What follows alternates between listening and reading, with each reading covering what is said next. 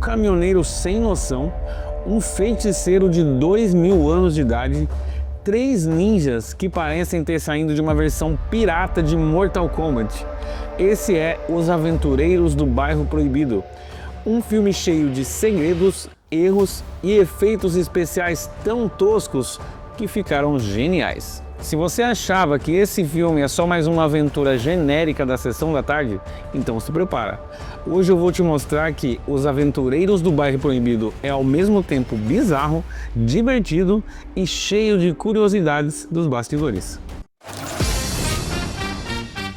Salve galera, eu sou o Marquinhos Sagas. Lançado em 1986 e dirigido pelo saudoso John Carpenter, de Halloween, O Enigma de Outro Mundo, Os Aventureiros do Bairro Proibido foi um fiasco no seu lançamento. Teve um orçamento de 25 milhões, mas arrecadou apenas 11 milhões no total da sua bilheteria. Apesar do filme não ter tido tanto sucesso, tinha um elenco bom e de peso para a época. Estrelado por Kurt Russell, que fazia o papel do Jack Burton, e também tinha no elenco a Kim Cattrall, o James Hong e o Dennis Dun. Mas apesar do filme ter sido um fracasso no seu lançamento, hoje ele ganhou um status de filme cult e influenciou vários games, séries e até alguns poderes dos personagens do jogo Mortal Kombat. O filme já abre apresentando Jack Burton, um caminhoneiro interpretado pelo Kurt Russell. O cara era meio folgado, meio quebrado e viciado em apostas. Depois de ganhar uma aposta aí do seu amigo no começo do filme já, ele acompanha o cara até o aeroporto para ir buscar a sua noiva, a Miau. Sim, o nome dela era Miau. Só que antes mesmo dela desembarcar, ela já é sequestrada por uma gangue mega esquisita que se chamava Os Senhores da Morte.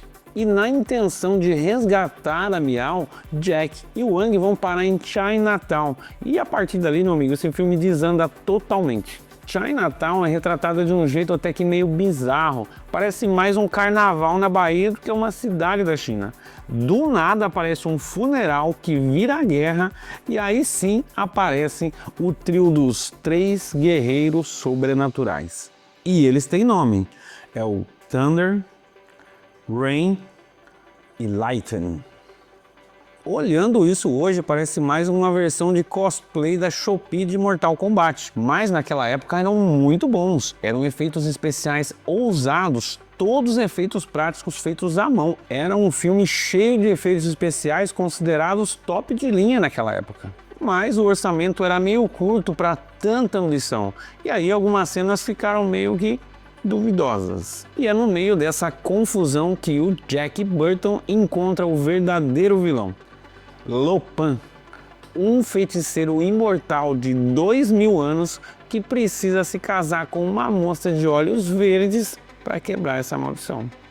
Da onde esses caras me tiram essa ideia, meu? E aí a Miau é a jovem escolhida. Só que depois também eles descobrem que a Grace também serve para o ritual. Isso porque ela também tem os olhos verdes. O cara só queria olhos verdes. O design do Lo Pan velho, todo enrugado, foi feito com maquiagem pesada e até bem impressionante para os anos 80. Os efeitos de magia que caem um pouco na tosquice, né? Fica aquele monte de luz piscando, raio, né? Tem horas que as luzes tampam toda a boca e os olhos dele. Então assim, para a época até funcionava legal, né? Era uma coisa que chocava um pouco. Como que eles fizeram isso, tal? Tava no início de efeitos especiais em filmes, principalmente efeitos assim de magia, raio, que esse filme explorou e muito. Uma curiosidade é que a maquiagem do James Hong para virar o Lo Pan levava apenas 4 horas. E isso é considerado muito curto para qualquer maquiagem de cinema, até mesmo naquela época. Uma coisa legal do personagem do Kurt Russell, o Jack Burton, é que ele não é exatamente um herói. Ele cai, tropeça, erra tiro, fica desacordado em cenas importantes.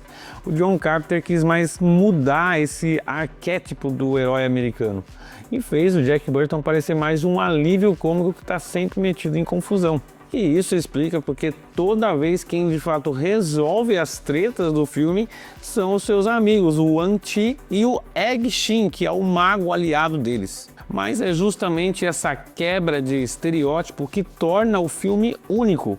Na verdade, o Jack está mais para um coadjuvante do que para um protagonista. E por fim, chegamos ao clímax do filme, né, que acontece no templo subterrâneo do Lopan. A cena é cheia de cabos, acrobacias, efeitos práticos até que criativos, mas tem cada cena constrangedora, tipo a cena em que o Jack tenta ser heróico e acaba desmaiado. Outra cena vergonhosa é a cena em que um dos guerreiros elementais explode de tanta raiva. Ele literalmente incha até explodir. Essa cena teve aí que ser um jogo de cortes para poder funcionar. Foi feito com um boneco inflável, os cortes rápidos na hora certa, mas até hoje essa cena divide opiniões. E aí, foi genial ou ridículo? No final, o Jack Burton enfrenta o Lopan e ele joga uma faca nele e adivinha? Ele erra, e erra feio. Mas quando o Lopan devolve para ele, ele pega no reflexo e cava direto na testa do Lopan. É o anticlímax perfeito, simples, meio idiota, mas satisfatório. E no final de tudo, o Jack decide que não vai ficar com a Grace, que não vai ser o herói de ninguém, e simplesmente vai embora e segue viagem com o seu caminhão. E detalhe, aquele monstro orangotango demoníaco fica escondido dentro do caminhão dele e aparece no final para poder deixar aquele final aberto clássico de filme ruim. Esse filme foi feito meio que às pressas para poder ser lançado antes do filme O Rapto do Menino Dourado, né, com Ed Murphy, que tinha um enredo muito parecido e estava já nas prévias de lançamento também. Muitos dos efeitos especiais desse filme foram feitos pela equipe do Richard Adams, que já tinha feito Star Wars, e fez aqui também, só que aqui com menos grana.